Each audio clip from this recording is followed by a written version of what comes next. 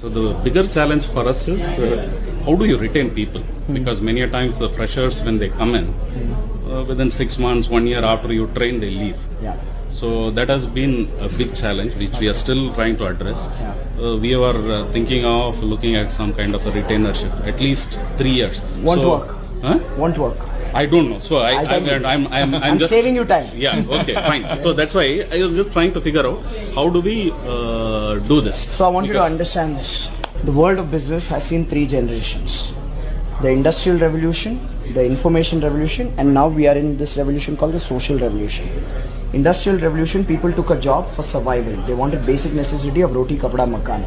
So they went in and they worked in a workplace, and they didn't leave that workplace even if the boss was abusive, and even if the boss would physically beat them up, people would not leave. That was the era of boss is always right. Yeah. Because opportunities were less. Yeah. That is pretty much the grandparents of today's workforce.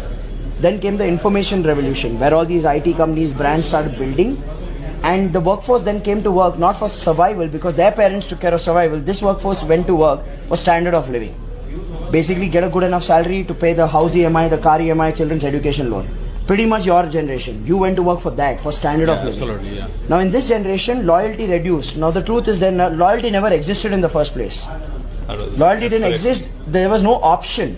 This generation, information revolution, got option. If they got a better quality of workplace and they got a better pay, then people would jump a job, right? Now this was the information revolution. Then came the third revolution. After 2008's recession, information revolution died. Today information is available for free. You can learn coding on YouTube. You don't have to, it's no longer a hidden knowledge. So you need to understand, now we live in a digital revolution or a social revolution where everything is social, which means today's workforce, they don't care about survival. Their grandparents took care of that. They don't care about standard of living. Their parents took care of that. Even the labor does not care about standard of living anymore, because even labor has Dish TV and Tata Sky in their house. So if you'll say, I'll cut your pay, or if you'll say, I'll bind you with a contract, they will say, thank you so much, I'm finding another job. Today's workforce needs something else. They want quality of life, not standard of life. Standard of life, parents took care. Today's workforce is thinking quality of life, which means quality of workplace, which means quality of job, quality of environment, quality of role, opportunity, learning and rewards, all of that. Unless you don't have a mechanism for that, you will always grapple with this retention.